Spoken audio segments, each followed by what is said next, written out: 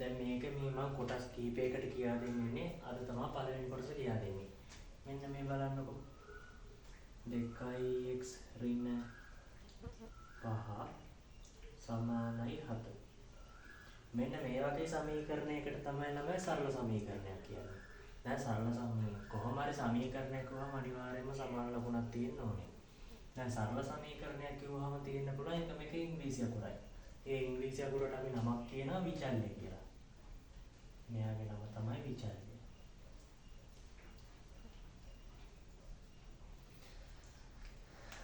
දැන් මෙතන මේ තියෙන ඉංග්‍රීසි අකුරට මොකක් හරි විශේෂ අගයක් තියෙනවා.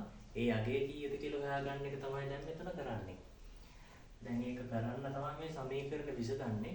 ඇත්තටම කිව්වොත් අපි කරන්නේ මේ සමාන ලකුණෙන් එක පැත්තක මේ ඉංග්‍රීසි අකුර තනි කරගන්න එක. දැන් අපි මේ සමාන ලකුණෙන් දැන් වම් පැත්තේ විතරයි මෙතන ඉංග්‍රීසි අකුර තියෙන්නේ. දැන් එයාව තනි කරගන්න. දැන් ඉංග්‍රීසි අකුරත් එක්ක තියෙන අනිත් ඉලක්කම් ටික අයින් කරගන්න ඕනේ. දැන් මේ x එක තියෙන අනිත් ඉලක්කම් මොනවද? මේ දෙක තියෙනවා. තව පහ තියෙනවානේ.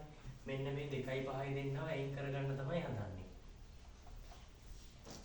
දැන් ළමයි මෙතන මතක තියාගන්න මුලින්ම කරන්න ඕනේ මේකට එකතු කරලා හරි අඩු කරලා හරි තියෙන කැලල අයින් කරන්න ඕනේ. දැන් මේ x තියෙන කැලලට එකතු කරලා හරි අඩු කරලා හරි තියෙන්නේ මෙයානේ. මෙයාව අපි යවනවා එහා පැත්තට. ඔන්න එකතු කරලා හරි අඩු කරලා හරි තියෙන එක සමාන ලකුණෙන් එහා පැත්තට යවන්න පුළුවන්. එහෙම යවුවාම ළමයි මෙන්න මෙතන මේ තියෙන ලකුණ තියෙන්නේ. එයා මාරු වෙනවා. දැන් මෙතන තියෙන ඍණ නම් එහා පැත්තට ගියාම ධන වෙනවා. මෙතන වෙන වෙලාවක හරි ධන තිබ්බනම් එහා පැත්තට ගියාම ඍණ වෙනවා. අන්න. දැන් එතකොට මේ සමාන ලකුණේ වම් පැත්තේ 2x විතරයි. එහා පැත්තේ 7 තිබ්බනේ. මේ තියෙන ඍණ පහ එහා පැත්තට ගියාම ධන 5 වෙනවා. දැන් තියෙන්නේ මේ දකුණු පැත්තේ ලකුණ බලලා එකතු කරන්න අඩු කරන්න. දැන් මම මුලින් මේක ලියාගන්නකො 2x සමානයි 7ක් ධන 5ක් ධන දෙන්නගේම ලකුණු සමානයිනේ. එතකොට අපිට පුළුවන් මේ දෙන්න එකතු කරන්න. 7යි 5යි එකතු කරාම 12යි. ඊට පස්සේ අපි ලොකු එක්කෙනාගේ ලකුණ තියෙනවා. ලොකු එක්කෙනාගේ 7නේ 7ේ ලකුණ ගන්න. දැන් අපි මේ 2x ට එකතු කරලා හරි අඩු කරලා හරි තියෙන කැලල අයින් කරගත්තා. ඊට පස්සේ තියෙන්නේ මේ x එක්ක මේ ගුණ වෙලා තියෙන කැලල අයින් කරගන්න. ඒ කියන්නේ මේ දිගේ ඉලක්කම අයින් කරන්න. නිසා නම් දැන් මෙතන මේ x ට ගුණ විච්ච එකනේ ළමයි මේ දෙක. මේ ගුණ විච්ච එකක් අයින් කරන්න අපි දෙපැත්තම බෙදනවා ඉලක්කමෙන්. මෙතන දෙක තියෙන ඉඳන් මම දෙපැත්තම බෙදනවා දෙකෙන්. මෙතන 5 තිබ්බනම් දෙපැත්තම බෙදනවා 5යි. අන්න ඒ වගේ මෙතන තියෙන ඉලක්කමෙන් දෙපැත්තම බෙදනවා. එතකොට වම් පැත්තේ දෙකට දෙක අයින් වෙනවා. එතකොට x සමානයි 12 දෙකෙන් බෙදුවාම 6යි. ඔන්න අපි විචල්්‍ය අගය හොයාගත්ත 6යි. ඔය වගේ දැන් තව ගානක් කියන්නම්කො.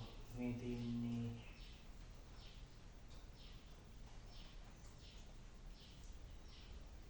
4x ධන 3 සමානයි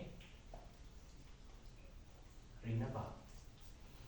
දැන් අපි මේ x තියෙන පදයට එකතු කර මේ විචල්්‍ය තියෙන පදයට එකතු කරලා හරි අඩු කරලා හරි තියෙන එහා පැත්තට යවන්න බෑ.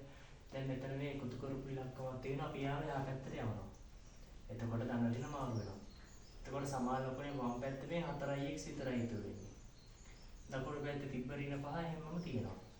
දැන් මේ තියෙන ධන 3 එහාට ගියාම ඍණ 3 වෙනවා. දැන් මම කියා දුන්නානේ යාගේ ලකුණ මාරු වෙනවයි කියලා. ඔන්න දැන් වම් පැත්තේ 4x තියෙනවා. මෙයා සමානයි. දැන් බලන්න මේ දෙන්නගේ ලකුණු කොහොමද කියලා. මෙයා ඍණ මෙයා ඍණ. ඒ කියන්නේ දෙන්නම ඍණනේ. එතකොට ලකුණු සමානයි. එතකොට අපි එකතු කරනවා. 5යි 3යි එකතු කරාම 8යි.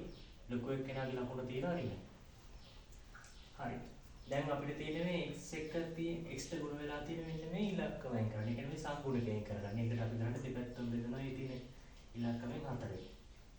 එතකොට මේ 4ට මේ 4 කැපෙනවා. එතකොට x සමානයි 4ට 4 එකයි 8 4ෙන් බෙදුවාම 2යි.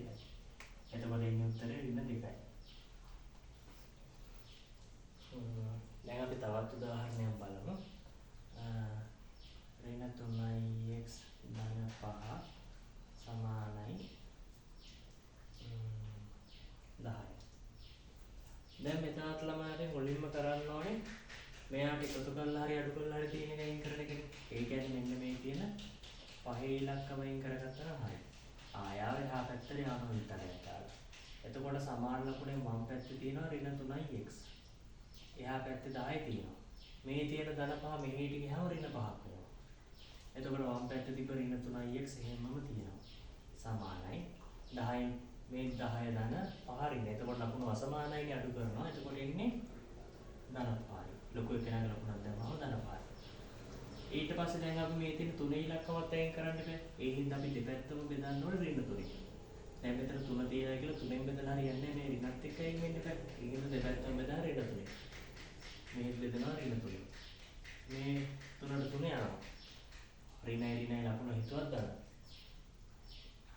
එතකොට x වල ලකුණ දාන්න. දාන x ඉතුරුනා. ඕක සමානයි. 5 3ෙන් බෙදන්න බෑනේ. ඕක මේ දශම ගණන් දාන්න ඕනේ. මම මේක මෙහින්ම දානවා 5 බෙදීම 3යි කියලා. ලකුණ උඩ ධන යට ඍණ. ධනයි ඍණයි හින්දා බෙදද්දි ලකුණ ඍණ වෙනවා. දැන් x වල නම් ළමයා සංගුණ කියලා ලකුණ අපි ධන කියලා දාන්න ඕනමනාවක් නැහැ. ලකුණ නොදා හිටිය කියන්නේ අපව ධනනේ. එතකොට x වල ආගියාව ඍණ 5 බෙදීම 3යි කියලා. මෙන්න මේ විදිහට තමයි ළමයි සරල සමීකරණ වල මේ තියෙන එක ආකාරයක් විතරයි. තව මේක එහා පැත්තට තව විචාරයක් එනේවා තියෙනවා, හරයවල් එනේවා තියෙනවා, වරහන් එනේවා තියෙනවා. ඉතින් ඒ වගේම අපි ඊළඟ කොටස් වලදී බලමු.